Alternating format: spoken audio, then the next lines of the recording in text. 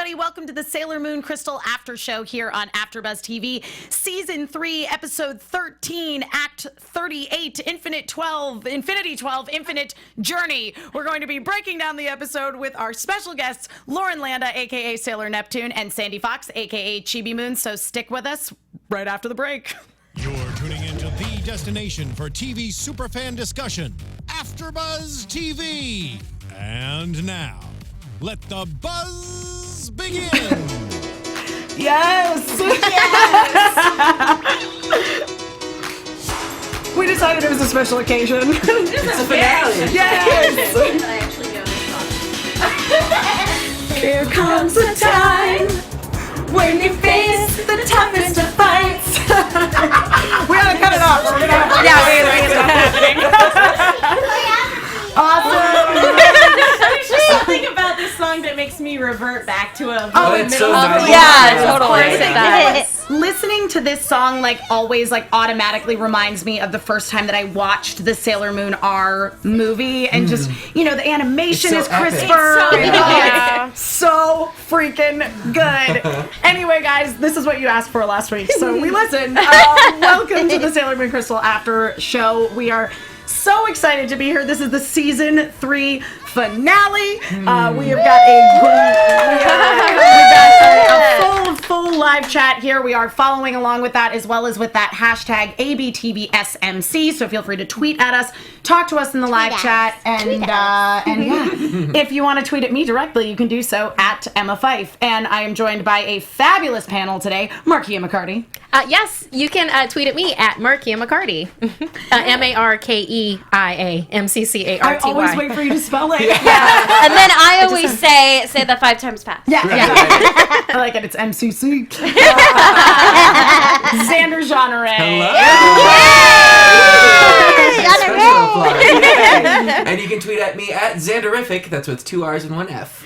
You are Xanderific. I'm sorry, man. Lauren. Thanks. I know. Settle down, everybody. We've got Megan Salinas. Hey guys, you can tweet at me at the Menguin. That's TheMenguin. And then we have our fabulous guest stars joining us today. We have returning guest star champion Lauren Landa. I know. Am I a champ now? You are. Yay! This is my 2 or 3. This is your second time doing this show, but you did a couple things for Otaku. Yes, I did. Yeah. So I think this is my 3rd or 4th. Yeah. You did. You guys are not Attack on Titan voice Yes! of Otaku Movie Anatomy, and this show twice. Few more and you'll get a free Sunday. How are you not sick of me yet? I don't. Anyway, yay! Happy to be back. And first time guest star Sandy Fox. Hi. You can tweet at me at Sandy Fox World. Yeah. And at Lauren Landa. Right? Yes. So we've got a full house here tonight to discuss this epic finale to season 3. Just thoughts, feelings, lay it out there. There's so much going on, especially right off the bat. We got the old opening. I know. And the thing is, I didn't like the old opening when it first started in the season. Right. But bringing it back, and then it got that poppy remix thing. I was like, okay, I'm into it. And now full circle came back, and I was like, oh, I see what they did. Full first opening, and then also first ending.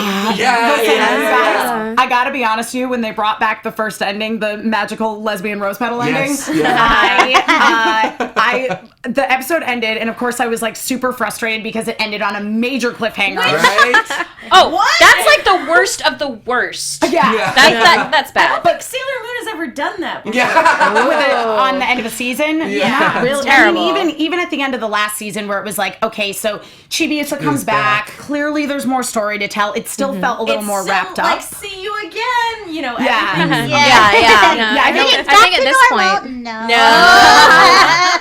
But this literally just ended. But then when it transitioned back into that original ending song, I literally went, yes!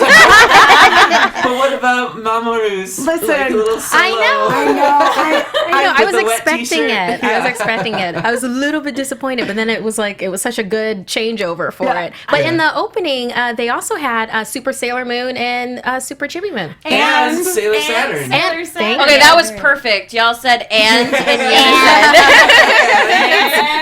And it's it's kind of like in Sailor Moon, particularly in the 90s anime, where they just constantly all go, Sailor Moon! In perfect unison. And so then my thing is they record all of you separately, and so they just like pick one person and they play it for you, and they're like, all right, this is how Christina said it. Everyone say it the way Christina did. Pretty much, yeah, pretty much. Or like they'll say like, okay, well, listen to this and then chase it, which means either you'll say it at the same time or you'll wait till that person says it and then you'll say it after that. It's complicated. Yeah. I mean, something like that, they might even go through and pick all the times we've said it. And But not usually that's option C. Yeah. It's usually A or B. Yeah, pretty much. Do it fresh or we'll pull it for you. Nice. But yeah, so I mean, obviously, epic battle. Right in the midst of it, we're just because at the end of the last episode, things were not looking so good. No, the world's gonna blow up. Yeah, no, that glaive was swinging down, and Yeah. goodbye world, goodbye everything. Yep. Yeah. I rewatched last week's last night because my roommate was getting caught up, and so watching this one, I was like, I didn't need the 3 minutes of recap. I just wanted to go. I will definitely agree with you on that. They did get like pretty deep into recapping on this one. I get it. It's towards the end of the season, and you gotta pad stuff out. You're running low on money, and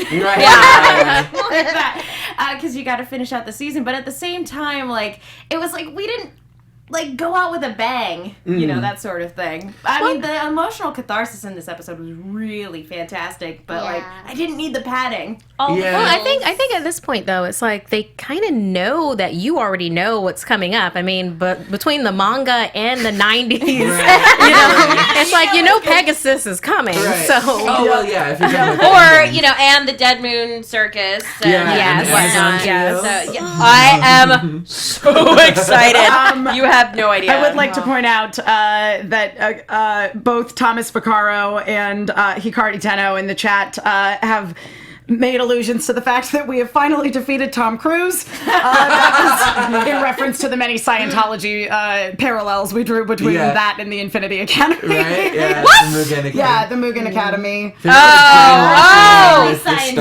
I gotcha. I was like, what? Now I get it. It's Now very I get it. Scientology. It's like come to our academy and you will become a superstar because like all of the witches were like geniuses or very popular idols. And Definitely. they have patrons in our classrooms. Going back, you were talking about the attack, and I specifically wanted to bring up Sailor Saturn's attack because I thought about it, and like in the actual Japanese in the katakana for it, she says the word ribon, which could be taken as ribbon, which doesn't really fit, but it's the same katakana that you use for reborn. We had this discussion last. Okay. But no, I love that you brought that up. Well, the Japanese language also really likes its puns, the fact that like that you can have that dual meaning there. Right. It's very fitting with regardless of what you choose the translation to be, whether it's ribbon or reborn. I know some people. I prefer ribbon. A lot of people prefer reborn. But either one is fitting for this particular attack. And as I say, not like to harp on it too much because we definitely talked about it at length on the last episode. But again, it didn't bother me because it was Death Ribbon Revolution in the video game Sailor Moon and Other Stories. I never played the Sailor Moon video game. I played the It's fighting fun. game. There were like There's a lot of fighting renditions. game? Oh yeah. There was even one that you could play in chat rooms. Like it was wow. just one person had to have like the executable file downloaded, and then That other is people could so choose funny. their Sailor Guardians, and you could do attacks together. Oh, And if you that's waited so too long, funny. everybody got tired. We do need to do video game. I know. Graphics too. It could be like that, but they would have someone that I guess would be like the dungeon master. That's amazing. Yeah, and they would make a, okay, you're fighting Queen Beryl, and they set a level and a health, and Sandra, you we just need to you make have to this fight happen. her. I Let's do. do it. Okay. No, we need to make this happen. We will make it. We'll get get the whole cast together and make it happen. I was gonna say, I was saying like it. we need to just really harp on Viz being like, you know what, Viz, you've gotten the licensing to all this great Sailor Moon stuff. How about Bring it back. I know, right? We want to do a video game. Yeah. I think it'd do really I think it'd well. be really well. Yeah. Yes, And I it's buy so all this. nice to have a video game that actually, reaches the demographic of women, right? Yes. Yeah. No, I mean, totally agree. It would be really cool. Yeah. Yeah. I mean, everybody, the demographic of everyone. 'Cause Yeah. Sailor Moon is so Super accessible. international. Yeah. I know. Yeah. I know quite a few men who enjoy Sailor Moon and actually. Oh, absolutely. Did you see the Vice episode? That was so cool. Yeah. Oh, yeah. Beautiful. Yeah, it really was. And I did not know that they were filming us when we walked on stage. Yeah. When Eric and I walked on stage last year, I had no idea that they were filming Yeah. behind it. I was like, oh, that was me. Oh, that's not a I flattering. cried when Oh, I no. watched it. Oh, I did really too. did. Yeah. I really did because I love to be a part of that, and it sends out a good message Yeah. and, Yeah. and all Yeah. that. So I also started to tear up when I Yeah. watched it. Yeah. It's a beautiful video. Yeah, it's about how Sailor Moon just really transcends kind of gender boundaries, and it's so important. Every boundary. Yeah. And it's really inspired Yes. so many people to Yeah. come out and to feel comfortable Yeah. in their circles. Yeah. So Yeah. I love that. Yeah, absolutely. I feel the same way, and it really made me happy to be a part of that they got a little footage from the panel and everything. I thought that was great, and everything else, they interviewed kids that grew up with Sailor Moon, were going through issues when they were younger kids, and now they're adults, and now they feel more comfortable with themselves, which is awesome. I think that's fantastic. Yeah. So I really liked it. Yeah. Now, Lauren, you did grow up watching. You watched Sailor Moon when you were a kid. Oh yeah. So this is a pretty cool project then for you to be involved in. Well, let me put it to you this way: when I watched Sailor Moon back in the day, when I watched Sailor Moon back in the tight. I fell in love with the show. When I first started watching it, before the Outer Guardians are introduced, I loved Mars and Jupiter. They were my two favorites. Like the tomboy. Exactly. Yeah, Well, Mars. also, I really liked their elements, too. Sure. And also, Mars was beautiful, and she was kind of bratty towards Usagi, and then you have Mako, who is just so cool, and she's a good cook and all that, very inspiring. And then you watch the series and it goes on, and then you meet the Outer Guardians, and I immediately fell in love with Uranus and Neptune. Neptune being the one that I identified with the most, because out of the two, she was more feminine, and I was very feminine. So, and I wanted to be her when I grew up. Foreshadowing. I know, and now I'm playing her. Yeah. So it's a dream role for me. So I'm very excited to be a part of it. That's great. well, that reminds me with Amanda and how she's Sailor Jupiter. Yeah. She's like, Yeah. Sailor Jupiter girl. Yeah, it's another truly life dream fulfilled. Yeah. I would just like to point out, number one, this is relevant to you, Lauren, since you're the voice of Karin in Street Fighter V. Oh, yeah. But Xander, our dear friend Jimmy J is in the chat. Oh, hey, Jimmy J. And is suggesting a Sailor Moon versus Street Fighter game. Oh my god, that would be Wow. so cool. Yeah. I would play that. I would totally play that. And then you could fight against yourself, which would be That really would be fun. very interesting, and I'd be very interested to see who would win in a battle. Oh, Neptune. You think so? Yeah. You think so? Oh, Okay, yeah. with her giant waves coming Yeah, down. just deep submerged, done. I know. Done. All right. Xander has called it. I All called right. it. All right. Make it happen, Internet. You can make this game happen. And now, Sandy, you were a little newer to the Sailor Moon community. Yeah, I was. I remember going to, I've been doing anime since it came to the United States. No, but a long time, and but when it was very underground and people were recording in garages in the very, very early 90s. Yeah. Nice. Yeah, on cassette tape. But anyway, so I'm a little older than when I didn't grow up with Sailor Moon. Right. So, but I remember going to cons and going, wow, I love the cosplay. I was like, who is that? Who is that? Yeah. So when I auditioned, I didn't know what I was auditioning for. We had to sign NDAs. Sure. I mean, it was super, super secret.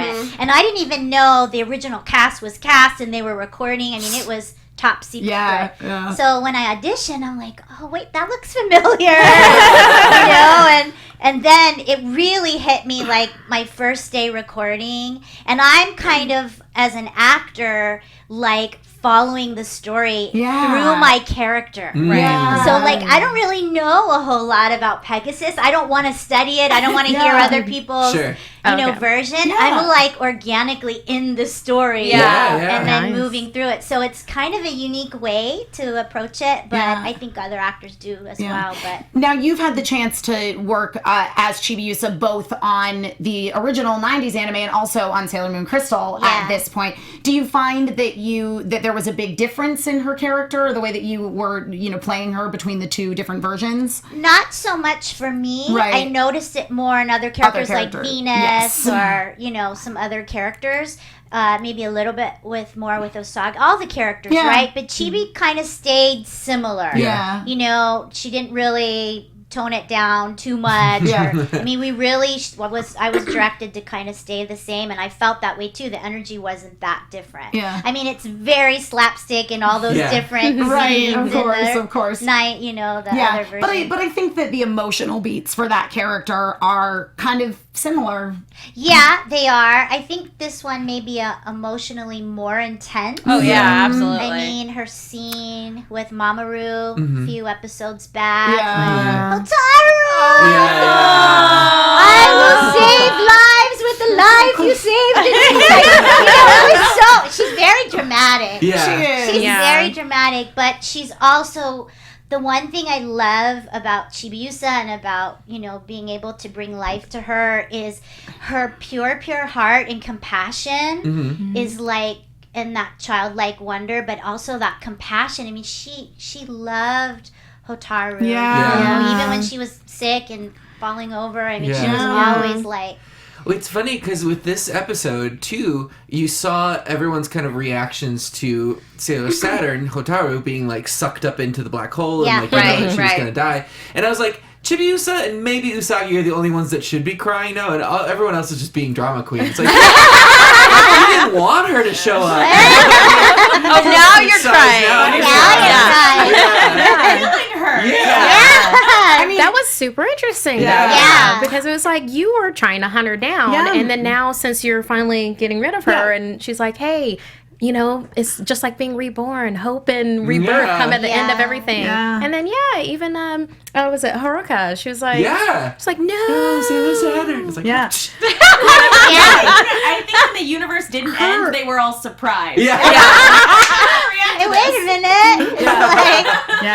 No, I totally agree. And I mean, just getting back to Chibiusa, just before we kind of move on from that topic, like, what Chibiusa is to me, I think especially they do a really good job of in the manga and in Crystal, is that like portraying that she's almost this more extreme version of Sailor Moon in some ways. Oh, totally. Absolutely. Yeah. She's got a huge heart. Yeah. If anybody could have a bigger heart than Usagi, I personally, it's Chibi. from the 90s cartoon, from the 90s show and from Crystal, I am the kind of person that I would not want to mess with Chibiusa. Like, because she has a kind heart, but don't mess with her. Like, don't mess with her. She knows what she's doing. Oh my gosh, absolutely. Like, when she first shows up in the original, she scared the crap out of me. Oh, yeah. She Me had too. a gun. I was like, wait a minute, she has a gun? Nobody told me about this one. And it's a little magic ball that can turn into anything. Yeah. Oh my god, Yeah. she was awesome. I wanted Luna P when I was younger. I'm like, I want to know personal Luna P. And I remember when I first heard Sandy in my headphones while recording, I lost it. I was like, oh, Sandy! Somebody asked on Twitter earlier today about Luna P. Yeah. And they're like, what happened to Luna P?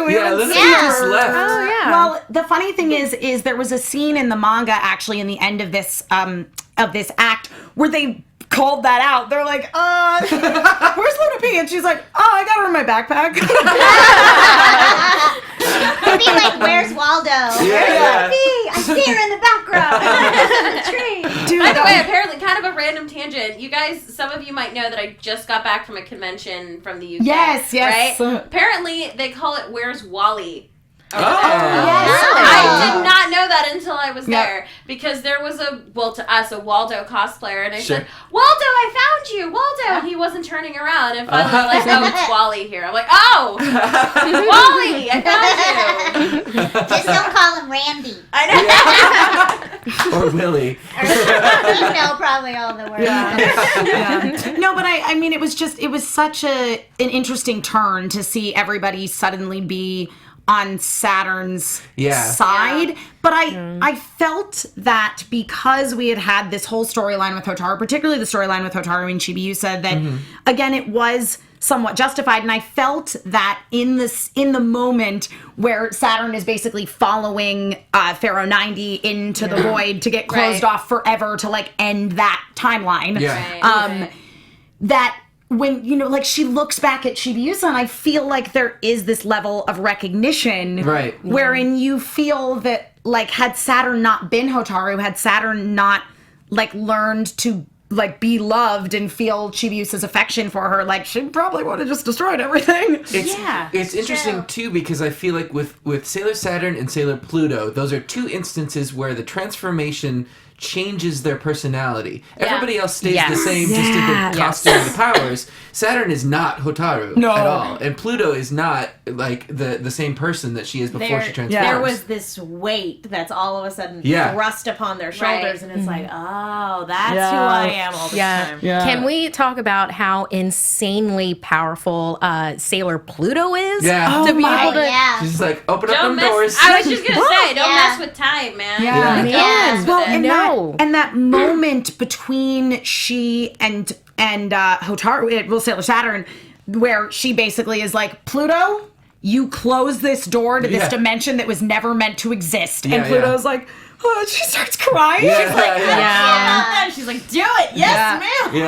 But I think that it comes as a whisper. But again, I think it comes from that place, Xander, like you were saying, of how, like, in their transformed states, like, they are not the human people that they are, and you were like seeing some of like Setsuna's humanity in Pluto in that moment, just like you were seeing Hotaru's humanity in Sailor Saturn when she made that choice to like not destroy the whole universe, but just like, I got the bomb. She showed up and she's like, I'm destroying a universe. So it's either this one or the other one. It's like, one of these has to be destroyed. We have the bomb, it's loaded, we just need to put it somewhere else. But it was interesting because when she was that cycle of death, you know, I'm leading you into death, into rebirth, because that's, you know, very Buddhist as well. You know? Plus, everybody, the whole season deals with reincarnation, or the whole series. And you kind of have to wonder. Well, she knows that she has this incredible power and everything, and she's like hope and rebirth, and you know, comes at the end.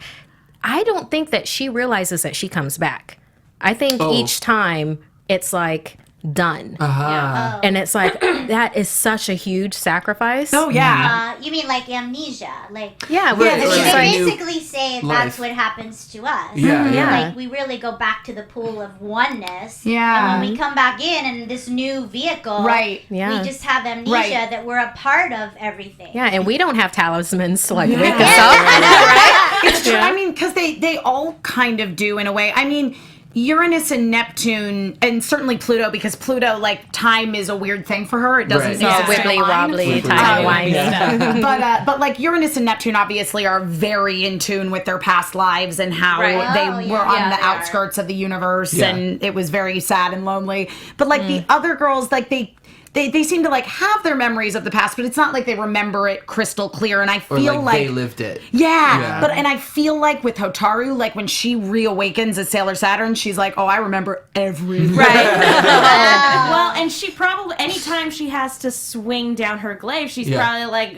let this be the last time that I have to be summoned. Because, you know, she is the harbinger of destruction every single time. I call her the goth soldier. Do you think that Chibiusa, because she does open those doors of time and space, and that one. Well, because she had the key. She had the keys from Pluto, so that's where she learned that. Absolutely. And I mean, that's the thing is like the time travel thing is so interesting in Sailor Moon, because obviously like the Outer Guardians were not addressed in the last season except for Sailor Pluto. But then it's like but they obviously came into their lives. So does that mean that they're gone in the future, or is this going to be a different future because Chibiusa's traveled back in time? Wibbly wobbly, timey-wimey. The notion of fate is really interesting too, because all of these people are destined to meet, but at one point Sailor Saturn said like basically a butterfly effect caused her to be reawakened, and that was never supposed to happen. So it's very interesting in terms of like, okay, well, what's causing these different butterfly effects? Maybe loads of time travel. I don't know. Maybe, but it's like maybe it was Chibi. Maybe it was Chibi coming back. Because she's messing with the It timeline. could be, and Possibly. there is a thing called time-space entanglement. I mean, the scientists talk about it. Sure. So it could be.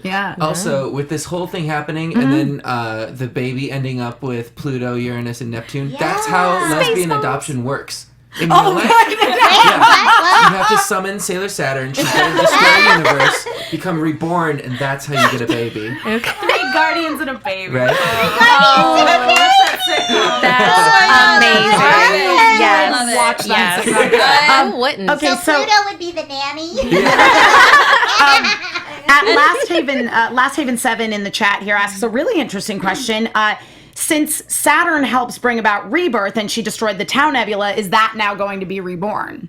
Ooh. Saturn. Wait, what? Maybe yes, but she also destroyed it in a closed off time So even door. if it were to be reborn, it has no way No of access. It to has, this it world. has no way to get, like, No. it wasn't ever supposed to be in this world to begin with. Pluto closed that door. That's done. Yes. Yeah. Pluto Yeah. closed that door. That's bad. Pharaoh 90's gone. Yeah.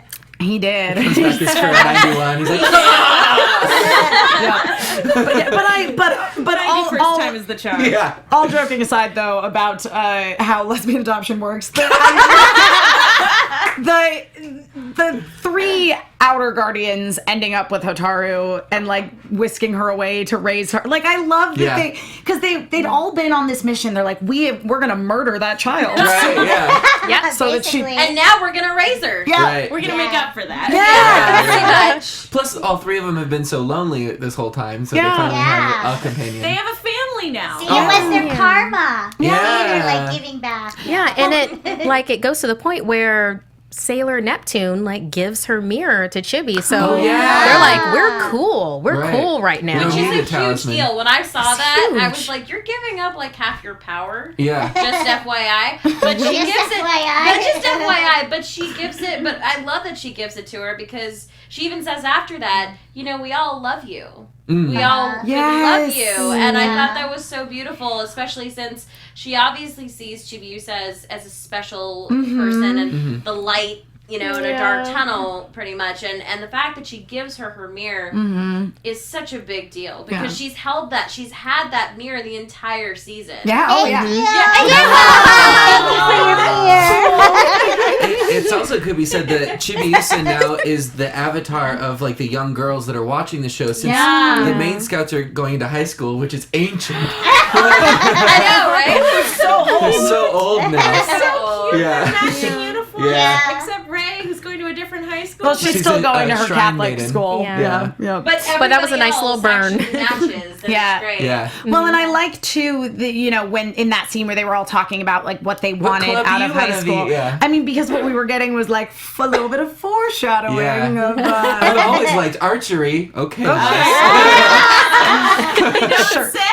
Yeah. Yeah. No, it's it was just kind of going back to the Neptune Chibiusa moment. It just it's so cool to also see not only, like you say, Xander, the sort of avatar for the young viewer, but she's now also the main connection between the outer guardians and the inner guardians because she's holding that talisman that obviously Neptune's going to come back and get at some point. Has to. Or at least communicate through. Yeah, I think she can communicate through. Can she use it? Is the question. She Can said, she use it like look the mirror? into it if you're feeling It's like a crappy. rite of I think she can unlock that. Yeah. She's Chibi. She can unlock anything. Yeah.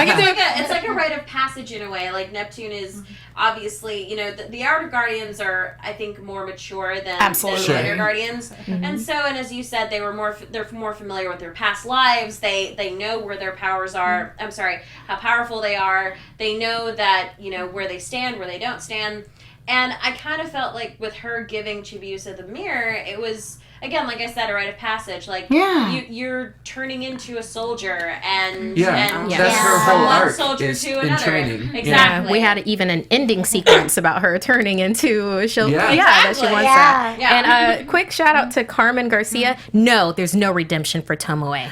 That's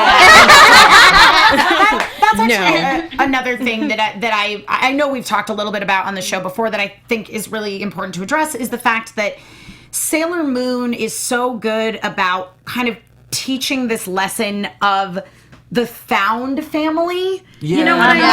Yes. Meaning that, because Professor Tomoe is a terrible dad. He was a bad, terrible bad person. man. He is a terrible person. Yeah. He's an even worse dad. Yeah. He experimented on his daughter's body. Yeah. He's actually the reason Sailor Saturn awakened because Hotaru was meant to die in that fire. Way to go, Dad. Yeah. But even though like Hotaru didn't get sort of like the love and nourishment she should have received from him, now she's getting a second chance at life with these other people who have felt distant and not wanted anywhere. But isn't that kind of tragic at the same time? That it's beautiful, but it's tragic that she didn't get to have a life with her father, like not super tragic. And I get it, like having a family that loves you is way, is incredibly important. But I just always find it's, as you said, Megan, it's very bittersweet. It's she's with people who love her, who want to take care of her, but it's also horrible that her biological parent was a terrible human. It's that whole like you can find something beautiful in the midst of tragedy. Absolutely. And I think too, just I like basically that Crystal and the manga are not afraid to go, no, there are bad people in the world. And we've talked about it before where Crystal in the manga go, like, in the 90s anime, Sailor Moon was like redeeming people and healing them. Yes. This was just straight up murdering people. Pretty much. Like, all the Spectre sisters, gone. And Andre Drew, no more. He's a single dad just trying to make it work. No. Well, they're just twisting the knife. I know. Colony Knight on the side. I wanted him to be good. He was not. I like, and this is somebody who I was a big like naysayer during the first 2 seasons of Crystal. I'm like, I like the 90s one better. But like now that we've gotten to this point, I do really appreciate their differences. Because I like redemption arcs, but like, I do too. It's really fun to see like the darker Absolutely. side of things, And that's what's great about both shows is that you get both. Like in the original 90s, you get more of the the healing and let me heal you and let me make you better. Exactly. And then in this one, it's like no, they're bad people. There are bad people out there, and that's what. And I was also hoping for Professor Tomoe to be exactly the same as in the 90s, because in the original 90s show, you feel sympathy for him once you find out like what happened and all of that. Yeah, because in the 90s, it's like he was not a bad person until he got possessed. Yes. And then Hotaru got possessed. Sign me up. I actually think that the arc, whether it's Crystal or the original 90s, whenever Saturn comes in, that arc is always probably the darkest in my opinion. And also, she in both endings, she sacrifices herself. Exactly. That's very true. So, and she's like what, 12? Yeah, I'm not even. Sailor Moon? Isn't she? Is she the same age? Chibiusa's 900. I always thought that Saturn was a little bit. Maybe a little bit. Maybe like a year or two. She was just very goth and kind of, to herself. Like the opposite of Chibi Moon. Bright and out there. I can just every time I hear Sandy talk, I can just hear Chibiusa. And my heart just melts. It's like, it's so cute. Sorry, Sandy has a gorgeous voice. I love There is though a huge difference between like with Sailor Moon Crystal with season 1 and 2 with how they get rid of enemies or like vanquish dust. How they dust enemies. And then how it happens in season 3, even though yes, there is no redemption, but there is like, remember when we got from Sailor Saturn, Hotaru, where she was like, Daddy, Sayonara. Yeah. And it's like we got to hear Kaori's backstory, and like if that was season 1 or 2, it'd just be like, boop, you're gone. Right. Yeah. I think this, like, season 3 was super strong. It was. Like, they brought back the fully animated transformations, the fully animated attacks. Like, no more CG no more animation. No more. I am so happy about that. Yeah. And like most of the main characters are introduced, so it's not rushing through that. You got some time for some development and breathing room. And I agree. And like we get, even for the moments where we're not getting introduced to new characters, like that gives us a chance to make for rushing through some things in the first 2 seasons. That whole scene where they're talking about going to high school together, like, that's a lot of what I remember about Sailor Moon. A group of girls who are really good friends having fun together and joking and laughing. As opposed to every single episode being, okay, we have to save the world. We have to save I agree. Yeah, I mean, the story itself just, I think that when, they were writing, when Naoko Takeuchi was writing the manga, like, she sort of found her stride in this story arc, and like, it just gets better from here, and you do get more individual attention on each of the characters, so you feel like you get to know these characters a lot more. And it's very weird for me to go back and watch the first 2 seasons of Crystal being as like deeply familiar with the manga as I am, because from my perspective, it's like I can never unknow what I know. Right. So I'm watching the first 2 seasons of Crystal, being like, "What are people complaining about? This is exactly like the manga."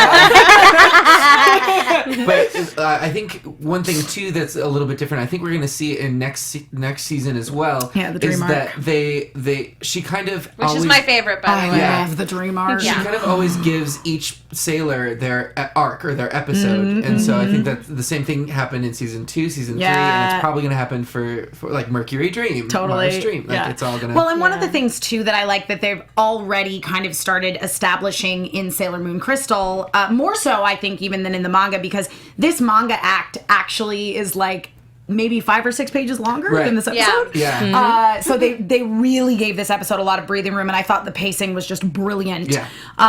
But what they've sort of established already is this connection between the inner guardians and the outer guardians. Yeah. Like, I love all the frames. Laying the ground. Like, visually speaking, they're making these connections. Yeah. It's like, keep that in mind, folks. Standing next to whom? Take notes, everyone. Like the frames of Jupiter and Pluto being in the same vicinity. Venus and Saturn and Uranus. I do want to make a quick note that in terms of pacing, there was only one thing that bothered me a little bit besides the padding at the beginning, and that was I love the opening. Don't get me wrong. Going back to the original opening was great. But I got goosebumps when I heard like the opening in the episode, and I was like, "This would have been so much more effective if we had just skipped the opening." That's what I was going to say. Straight into it. In an anime, when the theme starts playing, like, it's that's like, when stuff gets real. Right, exactly. It's too soon. Right after the opening. Because I think it was incredibly effective. I agree with you, Megan. Like, I got goosebumps just naturally. In my mind, I'm like, "Oh, this would have been more effective," but like my emotions are going, "Shut up, brain." And then at the end, when they got little baby Hotaru and they played the whole music box intro.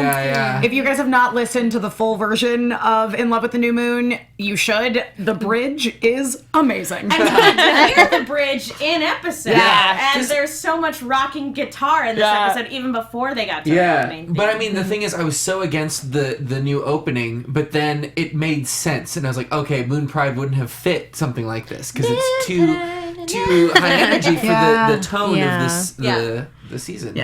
Even though it was the ultimate girl power anthem. I know. I love Moon Pride. Yep. But Momoclo got to come back and do their version of In Love with the New Moon, which was great. So exactly, towards the end of the episode, we get that really nice moment of character development with all the girls being like, "Yay, we're going to high school." And we got pseudo-goth Mamoru. He just kind of gave up. He's like, I love Mamoru in Crystal more than I like him in the original. Agreed. He's definitely more powerful. Well, he's powerful, and His he's more choices are much better. He's more present. Smoking he's bomber. more present in Usagi and Chibiusa's life as well. Yeah. Like, you see breaking up with more. her for dumb reasons. Yeah. Don't even get me started on He's that. like mellow. You know, he's it's very not like I had a dream, so we're breaking up.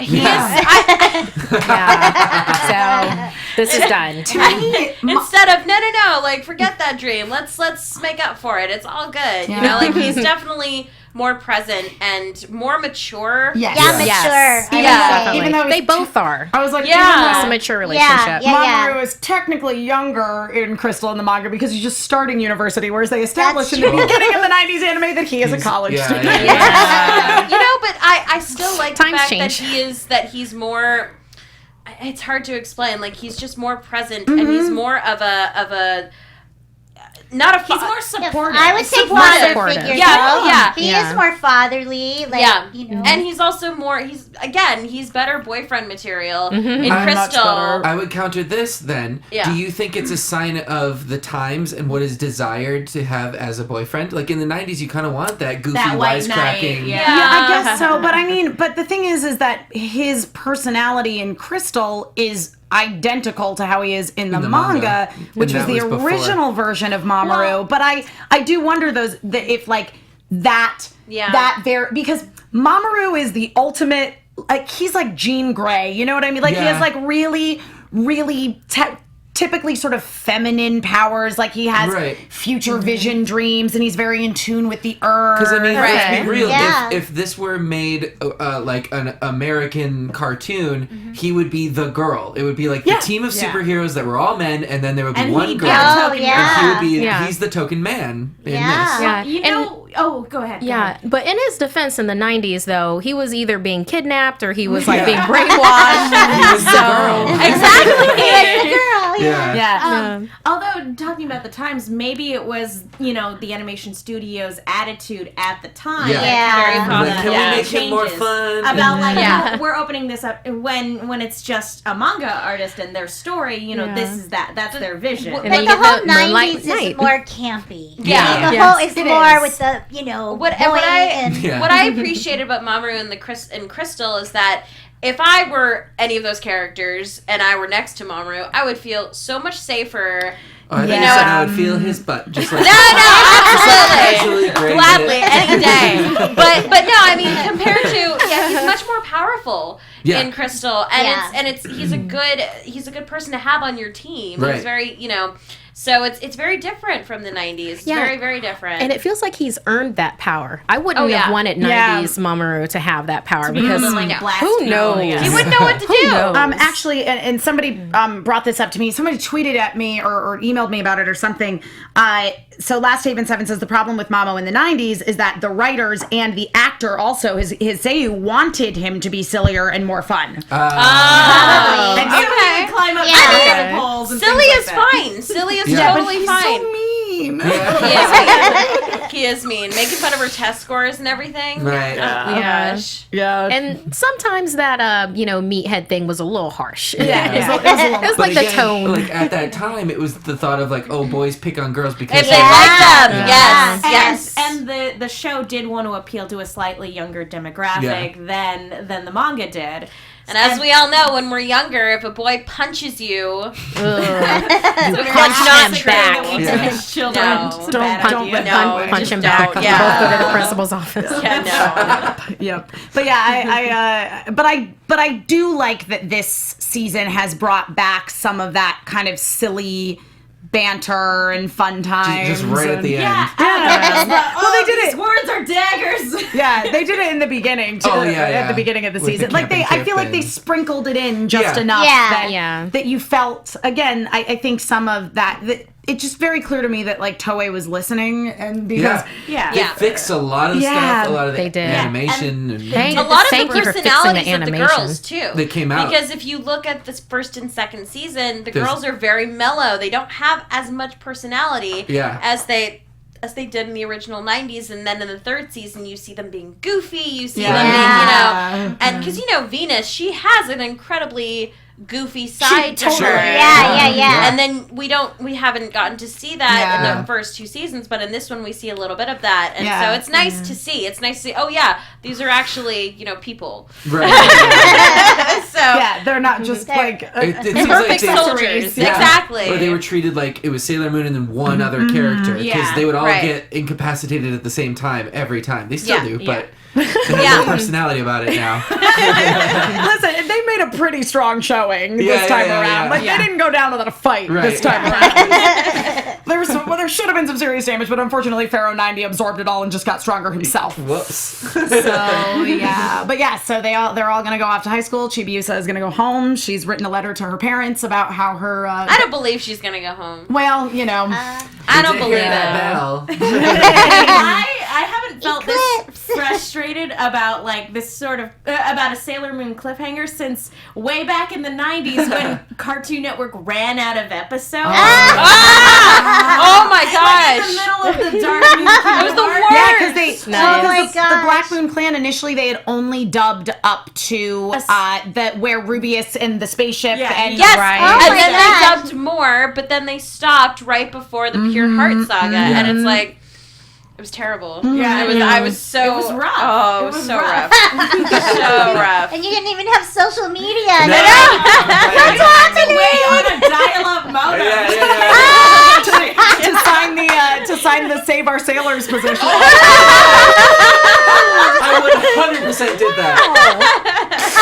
I forgot about that.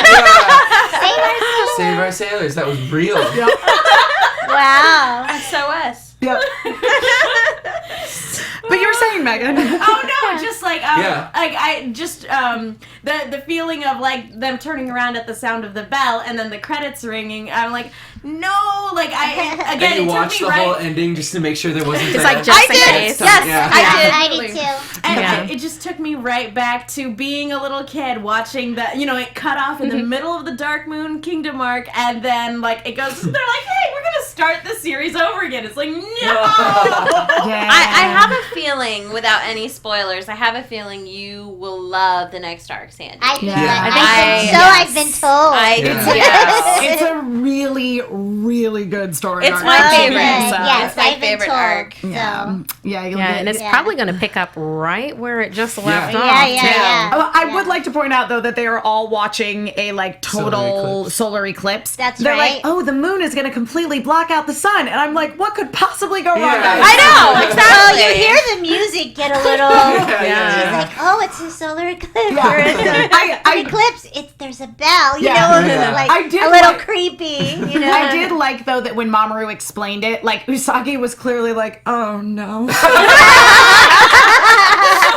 Oh God. Oh, Ricky. Sweet Ricky. These nebulous forces of evil that are just looking for a planet to invade, and then they see like one other nebulous force, like, oh, I wish I had the planet that guy has, and then it gets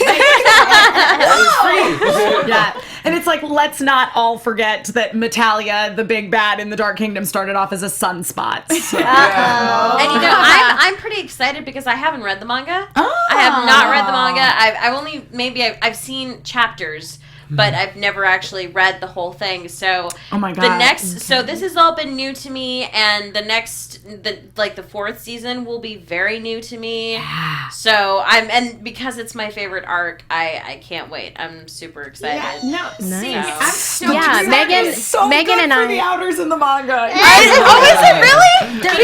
Because I was gonna say because in the original they're not in there, and that breaks my heart. It's my favorite season, and they're not in it. Girl. It's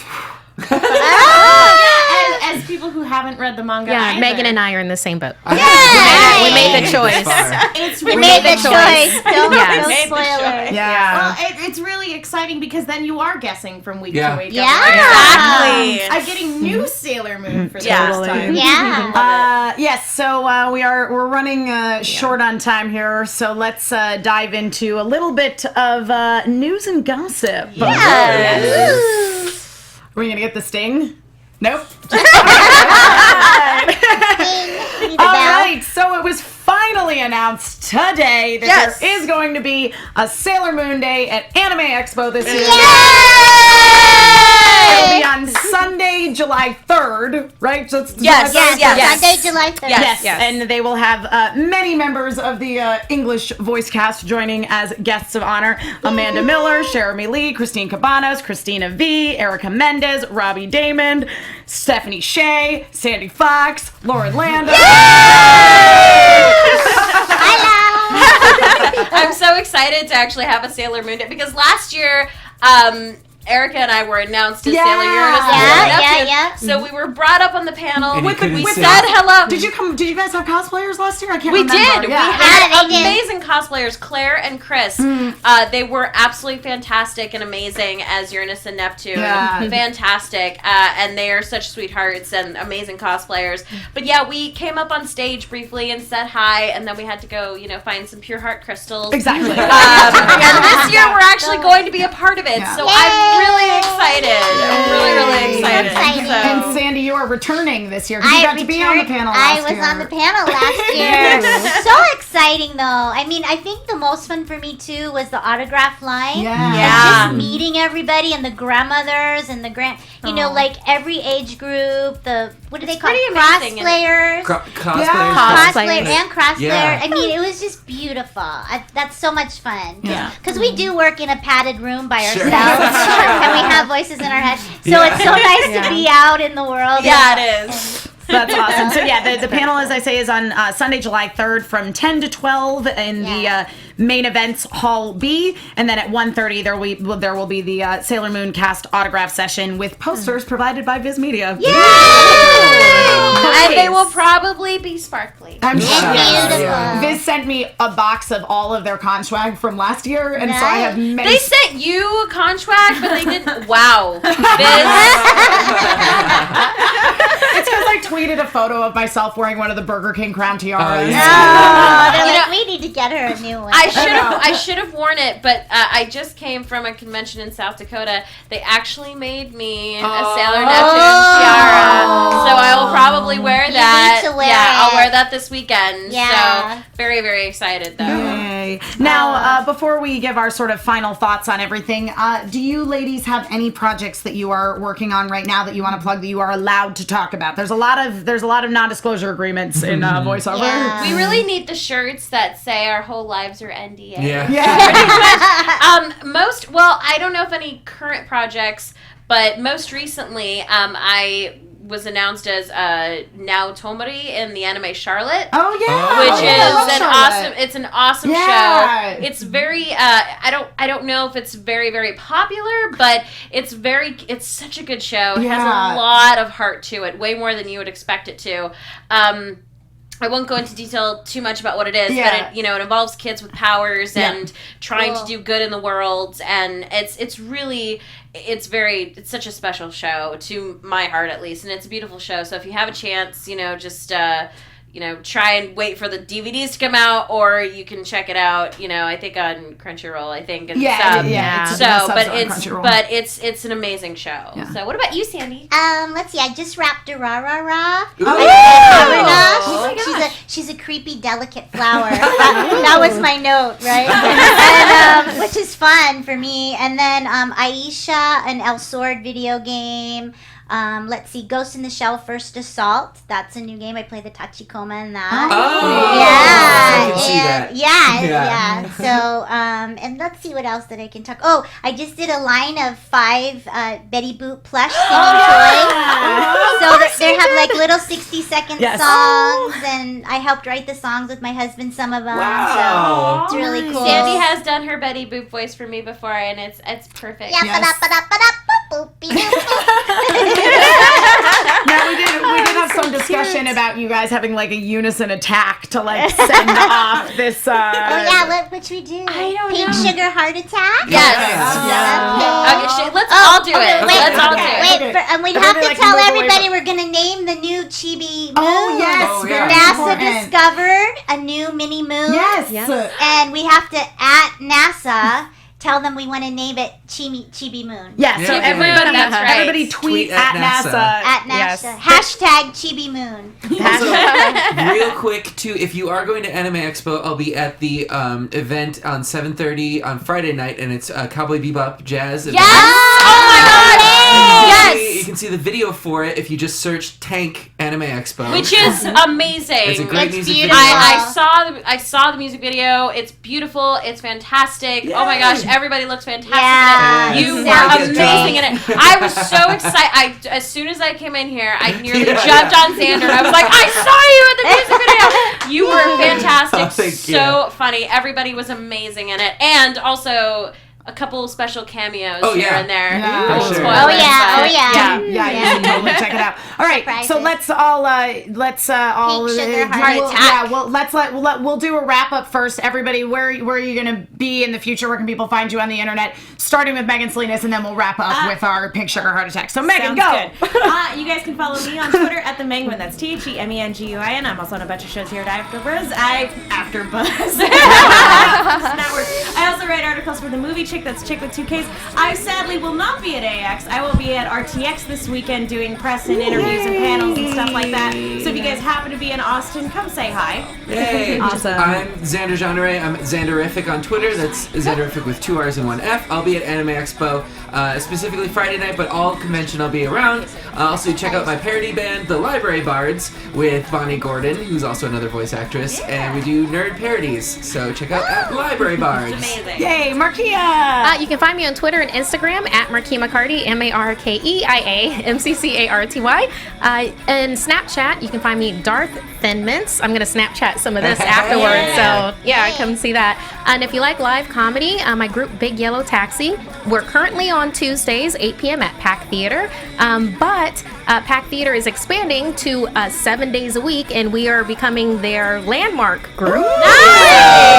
Yes, and that'll be Thursdays at 10. So come and see us while it's pay while you can, as opposed to when we become a really big deal. Guests, where can we find you? Oh, at Sandy Fox World, Sandy with a Y, Fox World on Twitter. Yeah. And Lauren, I know you keep all your stuff on the DM. I know. I try one day, maybe. One day, Lauren Landa will emerge. One day the internet won't scare me. In the meantime, I am Emma Fyffe. I can be found all over the internet wherever Emma Fyffes are sold at Emma Fyffe, which is my name. You can also find me on my other Sailor Moon podcast, Love and Justice, a serious Sailor Moon podcast, which you can find in the iTunes store. It is a whole lot of fun. Also, tune into Discovery Channel and or the Science Channel on August 6th and 7th to check out the DR1 Invitational. It's the very first televised drone racing event. I am the pit reporter, so you'll see my face in there interviewing some of the drone pilots. It was a really, really fun event. Thank you so much to everyone who's been watching all season long. You are so wonderful. We love you. You can keep tweeting at us using that hashtag ABTVSMC. We will, as soon as we have information on like when the next season is happening, we will be here. As soon as we have information on whenever Viz is going to release that darn S-dub, we'll be tweeting about it. I know! I'm waiting for it. I'm waiting. Hopefully something more after this weekend. And Dalton in the chat actually had a really good suggestion for what we should do for the attack. Okay. It is a mashup of your 2 attacks. It is Pink Sugar Heart Revolution. Okay. Pink Sugar Heart Revolution. But we all gotta do it. We're all gonna do it, and we're gonna send our love out to the world. That's how we're gonna wrap up the show, guys. Ready? Here we go. Pink Sugar Heart Revolution!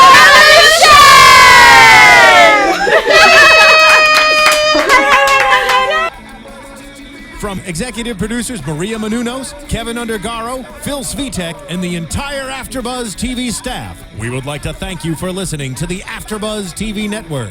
To watch or listen to other after shows and post comments or questions, be sure to visit AfterBuzzTV.com. I'm Sir Richard Wentworth, and this has been a presentation of AfterBuzz TV. In the name of the moon, I'll punish you! The views expressed herein are those of the hosts only and do not necessarily reflect the views of AfterBuzz TV or its owners or principals.